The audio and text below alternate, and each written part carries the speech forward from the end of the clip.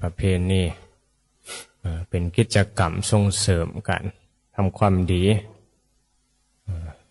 กระตุ้นกันทำความดีบางคนกันนี่แหละทำมาวัดทำบุญวันสงกรานต์กันบางคนก็บ่ได้คิดฮอดวัดคือกันเลยคิดฮอดความสนุกสนานนั่นแหละเพลิดเพลินในโลกเขามาวัดเอาก็มาทำบุญทำทานสวดมนต์นั่นแหละสวดมนต์คำว่าสวดมนต์ก็คือบทที่สวดเมื่อกี้เนาะก็หมายถึงว่าชัยชนะชัยชนะของพระพุทธเจ้าชนะใดนะใดตัวสิ่งศัตรูนะคือกิเลสที่จริงเพิ่งบ่ได้ชนะผู้นั้นผู้นี้ดอกมันชนะใจเจ้าของคำว่าชัยชนะของพุทธเจ้าชนะมารนะมารก็คือจิตใจเจ้าของนั่นแหละแต่ว่ามันมีสิ่งยั่วต่างๆสิ่งยั่วผู้นั้นผู้นี้มีมารมาขวางมีมารมาขวางก็คือรูปเสียงกลิ่นรสคือมารที่มายั่วมายุให้ใจเกิดกิเลสตัณหาเพื่อนเอาชนะใจเจ้าของได้เนี่ยคือความชนะที่ยิ่งใหญ่แล้วก็นี่แหละคือจบชัยชนะที่จบเลยนะนั่นแหละจังว่าเฮานี่ต้องมาเรียนรู้นี่แหละชัยชนะที่แท้จริงคืออย่างว่าคนทุกส่วนมากแล้วเนี่ยอย่าใดในสิ่งต้องการแล้วก็คือว่าชนะนะเอาชนะผู้นี้แน่หรือว่าต้องการรูปเสียงกลิ่นรสพอได้มากก็ว่าเฮาชนะเฮาได้สิ่งที่เฮาต้องการเฮาสมหวังนี่แหละคือชัยชนะของเฮาเนี่ยแต่ชัยชนะในทางธรรมชัยชนะของพระพุทธเจ้าหลวงปู่หลวงตาอรหันตสาวกเป็นคือชนะใจเจ้าของชนะความโง่หลงในใจที่มันบ่ทุกข์เนี่ยบ่เป็นเหยื่อของกิเลสตัณหานะเพื่อสีด่าเพื่อสีส้มก็บ่หลงในคำด่าคำส้มเขาเรียนรู้ใจเจ้าของที่มันมีกิเลสเนี่ยเพิ่นสงบระงับจากกิเลสตัณหาได้นี่แหละคือความชนะที่แท้จริงมันเป็นช่างชนะทั้งโลกชนะความตนีที่เหนียวนึงล่ะชนะความยึดมั่นถือมั่นนะที่เฮาหลงว่าตัวเฮาของเฮาโอเฮาแม่เฮาวัตถุเงินทองเขาของเฮาเนี่ยเฮาบทเฮามาพิจารณาในทางธรรมแล้วก็มีแม้นว่าบ่ให้มีนะให้มีแต่ว่าบ่ได้ยึดถือจนเป็นทุกข์ขนาดนี้นี่คือการเข้าใจเรียนรู้ใจที่อยู่เหนืออันนี้แหละคือความชนะใช่ชนะที่แท้จริงจังว่ามันต่างกันกับทางโลกใช่ชนะในทางธรรมชนะใจที่มันมีกิเลสในใจเจ้าของนี่แหละเรียนรู้สังขารการที่สิเอาชนะได้มันก็ต้องต่อสู้แม่นบ่สู้แล้วสู้แล้วการแม้แต่การให้ทานมันก็กับพุทธเจ้าเพิ่นก็ยังเปรียบคือการต่อสู้คือกันต่อสู้กับความตนีที่เหนียวในใจเจ้าของอย่าทำบุญจัก100บัดขึ้นฮอดหลานขึ้นฮอดนั้นฮอดนี้เอาไปใช้ใจอันนั้นอันนี้แหละมันก็ต้องต่อสู้เนาะมีความศรัทธาอยู่อย่าทำบุญหลายๆอยู่แต่ว่ามันขึ้นฮอดความยึดกินอันนั้นหลายกว่านะการให้ทานให้ไปแล้วก็บ่ได้อย่างตอบแทนนะได้บุญเป็นได้ใดน้อเห็นบ่บางคนก็บ่จะเฮ็ดบุญไปมันเป็นได้ใดบุญวะคือหลวงปู่บุญนาเพิ่นเล่าดุๆล่ะเกี่ยวกับบุญนี่แหละที่ว่ามีชาวมีคนพายเรือมาพาพระข้ามฝั่ง เดี๋ยวเอาบุญให้นะบ่มีเงินและอาตมาบ่มีเงินเนี่ยพาอาตมาข้ามฝั่งไปฝั่งพุ่นแน่เดี๋ยวเอาบุญให้เพิ่นว่าบ่ฮู้จักบุญเนาะคนพายเรือบ่เคยเข้าวัดเข้าว่าบุญมันเป็นแนวใดเนาะพอไปฮอดฝั่งนะใส่ละบุญเอาบุญมาให้ผมกับแม่ผมพาส่งฮอดฝั่งแล้วบ่ฮู้จักบุญนะทั้งพามันก็จักสิเฮ็ดแนวใดแล้วก็แก้ขี้ดังนั่นแหละเนาะแก้ขี้ดังเป็นก้อนๆลอยหันหลังให้แก้ขี้ดังเป็นก้อนๆแล้วก็ปั้นๆมันก็อ๋อนี่บุญนี่เด้นี่ก้อนเป็นอันนี้บุญก้อนบุญมันก็มาเบิ่งว่าอันนี้บ่บุญเป็นอันใดเนาะเก็บไว้ใส่เนาะบุญนี่มันจังบ่เหี่ยได้บุญแล้วว่าเพิ่นกันจานมันเหี่ยมันก็ป้อนเสื้อผ้าแล้วเนาะป้อนเสื้อผ้าขึ้นลึดนี่แหละบุญเพิ่นเห็นบ่เอาขี้ดังแล้วเป็นบุญมันคือ กลืนเข้าไปเก็บไว้ได้บุญแล้วเฮาบุเคยเฮ็ดบุญบุเคยหัวบุญนะ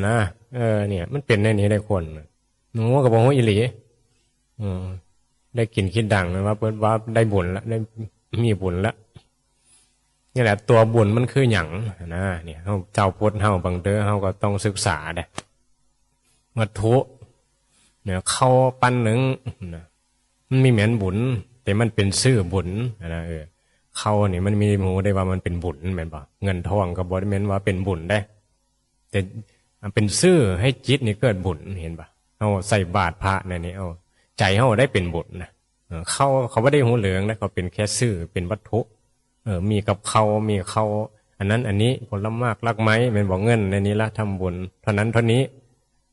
แต่ใจเฮาน่ะเป็นบุญอยู่บ่เห็นบ่เฮาทำบุญให้ใจมันเป็นบุญให้ใจมันสงบจักการยึดนะความตนีที่เหนียวในใจเจ้าของให้สละให้ละให้ว่างนี่แหละเพิ่นเอิ้นว่าบุญในใจแต่อาศัยชื่อคือวัตถุหรือว่ากองบุญนี่อย่างต่างๆเนี่ยเข้าปั้นหนึ่งนี่บางเทอเข้าปั้นหนึ่งอาจจะได้บุญหลายกว่ากองบุญใหญ่ๆก็ได้เพราะว่าใจเขามีความศรัทธาใจเป็นบุญนะเห็นปะมันต่างกันอยู่ได้คนเข้าใจบุญกับคนบ่เข้าใจบุญเฮ็ดบุญมันก็บ่เกิดบุญใดได้เกิดบาปก็ได้ ยังคิดว่ามาทำบุญแล้วสิได้บุญได้อาจจะเป็นบาปก็ได้ใจมันบ่น้อมไปเป็นบุญบ่ศรัทธาเขาส่วนไปเฮ็ดบุญวัดนั้นวัดนี้โอ้ยเป็นบ่เฮาบ่ศรัทธาเฮาบ่ไปเฮาจะไปแต่มองที่เฮาเห็นว่าเฮ็ดบุญไปแล้วเฮาได้คืนเฮาบ่ฮู้ว่าบุญนั้นหมายถึงการละกิเลสในใจเจ้าของการทำความดีนะส่งเสริมเข้ามาวัดนี่ก็ส่งเสริมพระส่งเสริมสมณะชีพามอยู่ในวัดสงเคราะห์เพิ่นให้เพิ่นอยู่ให้มีศีลมีธรรมปฏิพฤติปฏิบัติธรรมนี่มันถือตรงแนวนี้การทำบุญให้แม้นไปส่งเสริมให้เพิ่นเกิดกิเลสเกิดราคะตัณหาเนี่ยนี่ได้หนักบวชนะมันต้องมาเรียนรู้ตรงนี้ได้มันจะเกิดขึ้นเกิดชื่อว่าเป็นบุญนะต้องทำตัวให้มันเป็นบุญคือความดีแม่นบ่พระบวชมาบ่ประพฤติอยู่ในศีลในธรรมบ่ปฏิบัติธรรมมันก็บ่มีบุญที่จะให้โยมได้เป็นเนื้อนาบุญบ่ได้ฉะนั้นมีศีลนี่แหละเป็นจังว่าเฮ็ดบุญก็ผู้มีศีลก็หมายถึงว่าศีล5ศีล8ศีล10เห็นบ่ไหลไปเห็นบ่เฮาสิได้ยินในสิ่งที่ครูบาอาจารย์เพิ่นสอนในพระไตรปิฎกนั่นล่ะคำสอนพระพุทธเจ้าหั่นล่ะเฮ็ดบุญก็ผู้ใดได้บุญหลายก็หมายถึงว่าเฮ็ดบุญก็ผู้ที่มีศีลแล้วก็ละกิเลสนั่นแหละศีลก็เป็นตัวซ้อยให้ละกิเลสเป็นตัวให้จิตนี่สำรวมรักษาศีลคือการมีสติอันนี้มันผิดศีลเนาะเฮาลองพิจารณาเบิ่งศีลที่เฮารักษามันเป็นการที่ว่าให้เฮาละกิเลสได้ละความโสนะไม่เหมือนว่ามารักษาศีลแล้วมันเป็นเรื่องที่ว่าทุกข์ถ้าเฮาว่ามันเฮ็ดยะรักษาศีลยะก็แสดงว่าเฮาบ่จะเป็นคนดีแม่นบ่บ่จะรักษาศีลเพราะการศีลมันรักษาศีลก็เพื่อให้ชีวิตเฮาดีให้ไปสู่ในทางสุคติศีล5นี่เห็นบ่การได้มาเกิดเป็นมนุษย์ก็ย้อนว่ามีศีล5ได้มีศีล5สมบูรณ์บัดนี้เฮามาเกิดเป็นมนุษย์แล้วเฮาบ่มีศีล5รักษาศีล5ต่อไปเฮาสิไปทางใดแม่นบ่ตายไปก็เนี่ยคือศีลธรรมคุณงามความดีนี่สินำเฮาพาเฮาไปสู่ความสุขเรียกว่าสุขติทางไปที่เป็นสุขทุกขติก็ทางไปที่เป็นทุกข์การใส่การทำความดีก็คือศีลเป็นพื้นฐานของสัตว์โลกเป็นพื้นฐานของจิตใจบางเถอพระโพธิสัตว์เพิ่งเกิดเป็นลิงเป็นช้างเพิ่งก็ยังรักษาศีลแม้แต่พญานาคเห็นบ่เขาก็มีศีลได้ แต่คนนี่บ่มีศีลเห็นบ่บ่มีการรักษาศีลอุโบสถอุโบสถก็หมายถึงศีล8วันพระมารักษาศีลอุโบสถเนี่ยนั่นจังว่าเขาก็เว้าดุอยู่เรื่องการรักษาศีลมันได้บุญหลายกว่าการให้ทานร้อยเถอะเพราะว่าเป็นการละกิเลสตัวละกิเลสที่อยู่ในใจเจ้าของความนึกคิดปรุงแต่งทีนี้เฮาบ่เข้าใจเฮาบ่ศรัทธามันก็บ่มีพลังในการที่จะมาเฮ็ดแบบนี้แม่นบ่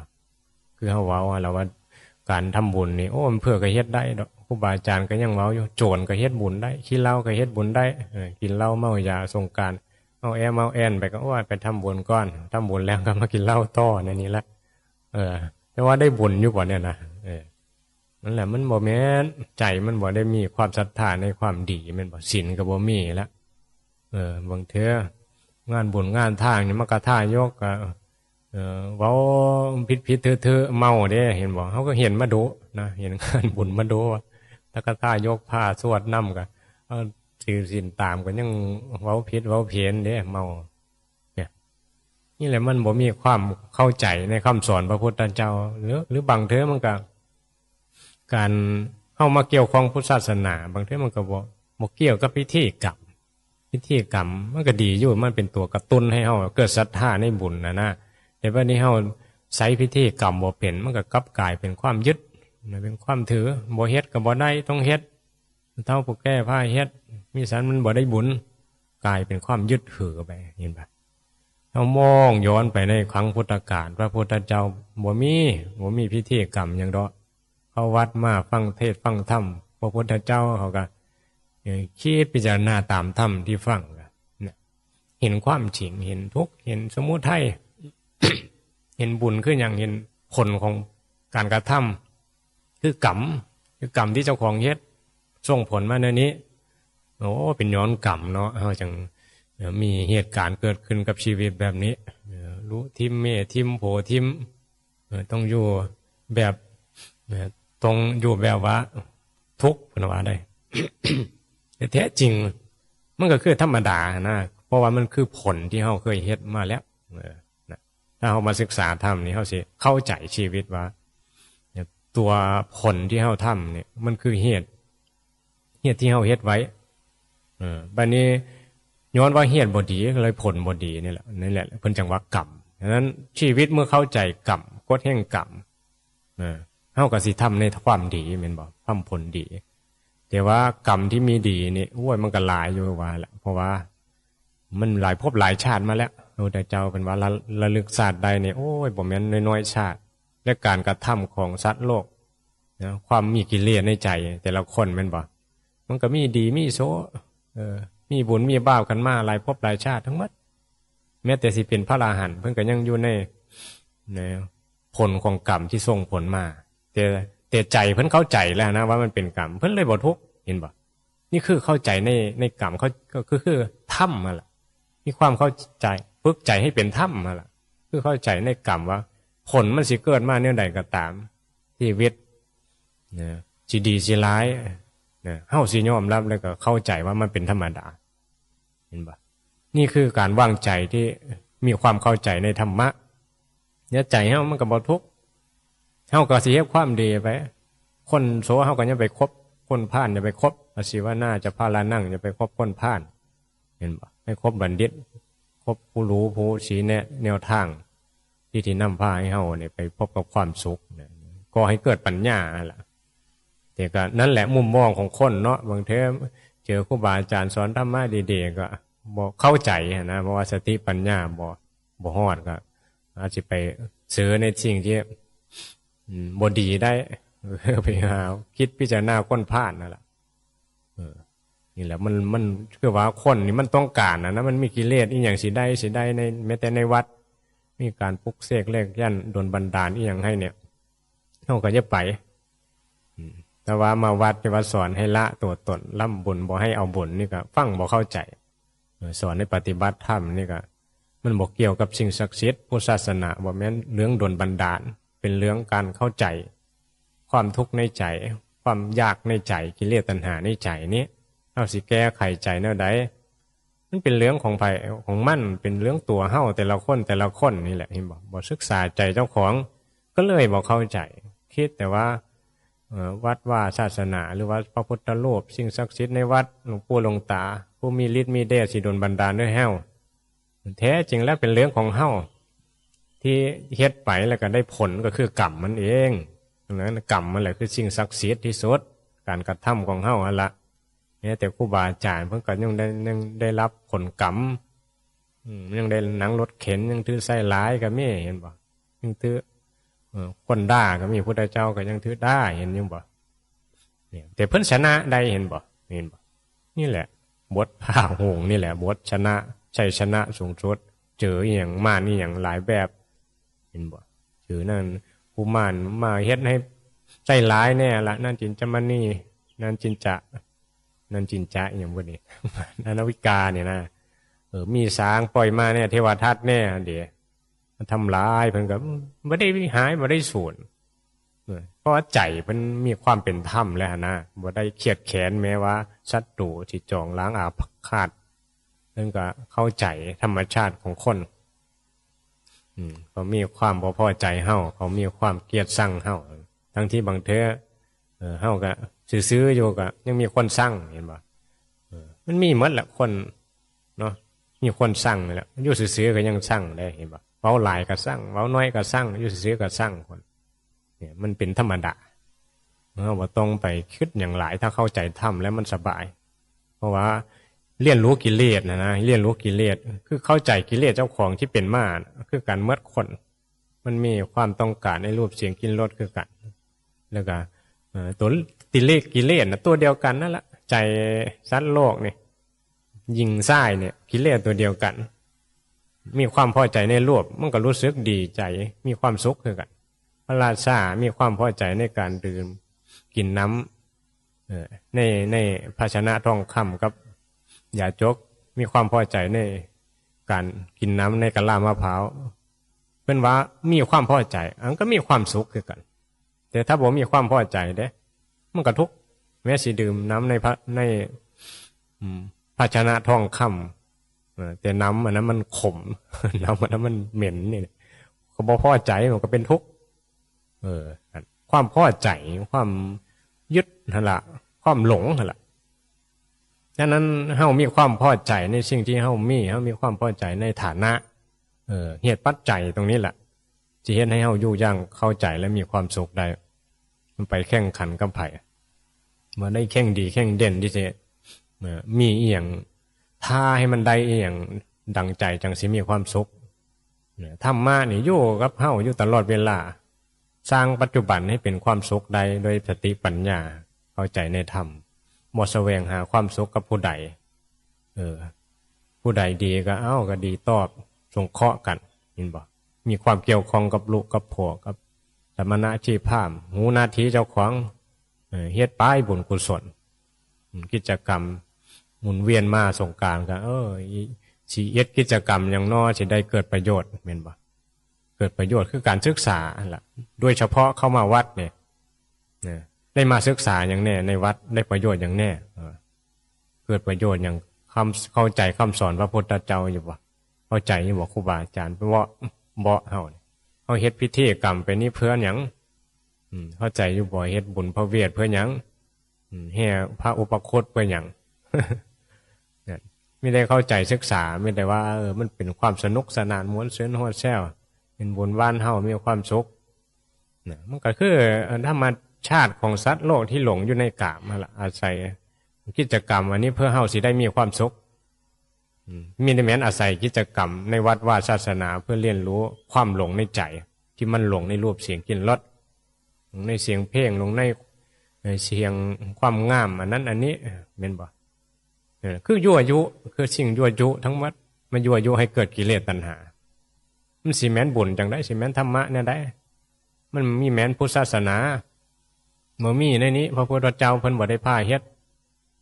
หลวงปู่หลวงตาวัดป่าพระกรรมฐานบ่มีเฮ็ด มีแต่การนั่งสมาธิภาวนาเบิ่งกายเนาๆเบิ่งใจที่มันคิดปรุงแต่งอันนี้มีแต่ความเย็นใดในใจนี่อยู่ซื่อๆบ่เป็นเห็นอยู่บ่จิตใจคิดเรื่องนั้นคิดเรื่องนี้ทุกข์กับผู้นั้นทุกข์กับผู้นี้สุขกับผู้นั้นสุขกับผู้นี้คิดเท่าใดคิดเท่าใดก็ดับไปดับไปดับไปเห็นบ่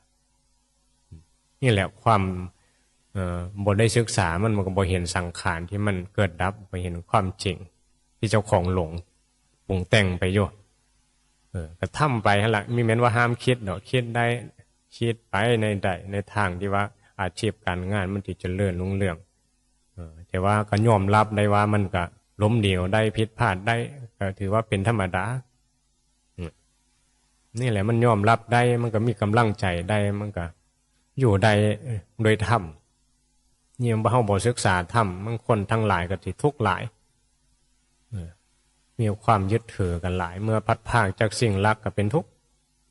จังใดเขาก็ต้องพัดภาคอยู่แล้วว่ามีไผบังคับอีหยังได้ดอกเขาก็ต้องแก่ต้องเจ็บต้องตายกันทุกคนละต้องพัดภาคจากกัน ชีวิตที่มีมานี้ได้มาพบพระพุทธศาสนาเนี่ยควรจะเรียนรู้การพัดภาคควรจะหาคุณค่าของชีวิตให้เจ้าของว่าอยู่แบบใดจังบ่ทุกข์ควรเตรียมตัวเตรียมใจไว้แม่นบ่ผัวอาจจะมีกิ๊กเมียอาจจะมีกิ๊กก็ได้ว่าฮักกันหลายเพลงกันหลายสุดท้ายมันไม่ได้ฮักไผ่หลายดอกฮักเจ้าของเอาผัวมาก็มาสนองตัณหาเจ้าของเมียมาสนองตัณหาเจ้าของคือเฮาพอใจอันนั้นพอได้อันนั้นมาเฮาก็ว่าเฮามีความสุขแต่เมื่อสิ่งนั้นพัดพรากไปเฮาก็ทุกข์นี่แหละคือความหลงความเห็นผิดในจิตเจ้าของกิเลสในใจเจ้าของฉะนั้นเฮาอย่าไปโทษผู้อื่นไปฮักเขาไปสร้างเขาเองใจเจ้าของเองนั่นแก้ไขใจเจ้าของนั่นแหละแต่ว่าเมื่อมีผัวมีเมียก็ฮักแพงกันดูแลกันไปฮักลูกฮักหลานสงเคราะห์กันนั่นแหละมันเป็นทุกข์นั่นแหละก็ต้องดูแลกันแต่อย่าไปยึดนะอย่าไปยึดอย่าไปบังคับนี่บ่นี่มันบังคับไผบ่ได้ได้ใจไผของไผของมันรู้เฮาบางเทื่อเฮาก็ยังบังคับบ่ได้เห็นบ่โอ้ยไม่ได้ดังใจบักอันนี้เป็นทุกข์เนี่ยมันก็ต้องหันมาเบิ่งใจเจ้าของนั่นแหละทำหน้าที่เจ้าของให้ดีแล้วก็ให้ว่างใจให้มันเป็นธรรมซะมันจังบ่ทุกข์มันว่างบ่เป็นก็ว่างบ่เป็นนี่แหละมันเป็นนอนอย่างมันว่างบ่เป็นบ่เข้าใจธรรมก็ว่างบ่เป็นบางคนก็ว่ามาวัดแน่คุณยายปล่อยว่างแน่เนี่ยหมกมุ่นกลางน่านหลายบ่ได้ให้ว่างบ่เป็นมันมีแม้นบางเทื่อนี่แหละคนบ่เข้าใจมาฟังธรรมนะว่างว่าคือว่างภาระว่างคือบ่ให้เฮ็ดการเฮ็ดงานบ่ให้เขามาเต็มวัดนี่บ่มันมีแม้นว่างก็คือการเฮ็ดงานกับว่างใจให้เข้าใจว่าอย่าไปยึดถือหลายให้เข้าใจอย่าไปเคร่งเครียดกับงานหลายอย่าทำหน้าที่ที่ดีที่สุดแล้วก็อย่าไปหวังผลงานดอกแค่ทำหน้าที่นี่พระเพิ่นก็เฮ็ดหน้าที่เองบ่ได้เอาผลงานผู้บาอาจารย์เพิ่นทำหน้าที่สวดนี่คือสอนนี่แหละคือเทศนี่แหละทำหน้าที่นี่บ่เอาผลงานบ่เอาอย่างแต่ว่าสิ่งประโยชน์ที่ใดนี่คืออย่างคือความที่คนฟังเข้าใจคำสอนพุทธเจ้างานหนักคือพระพุทธเจ้าเขาได้งานหนักที่สุดที่แม้ว่าเป็นพระพุทธเจ้าแล้วสบายนะเพิ่นมาสอนสัตว์โลกสอนเทวดาสอนบุญไม่ได้เจ้าเมื่อกลางคืนกับเทวดาก็มาฟังธรรมเนี่ยกลางเย็นก็สอนอุบาสกอุบาสิกาแม่ชีแม่พราหมณ์ประชุมพระสงฆ์แน่เนี่ยยามนั้นยามนี้ก็สอนพระโปรดผู้นั้นโปรดผู้นี้เนี่ยแต่ว่าคนที่เข้ามากันนั่นแหละเขาศรัทธาเขามีความเข้าใจในธรรมะอย่ามาฟังธรรมแต่เฮานี่โอ้ยเขามาวัดเนี่ยไม่ได้แม้นได้มาอย่ามาฟังธรรมละกิเลสมีแต่อย่ามาเอาบุญหรือว่าเอาเนี่ยที่สิให้เนี่ยขอให้โดนบันดาลนะในความเชื่อเรา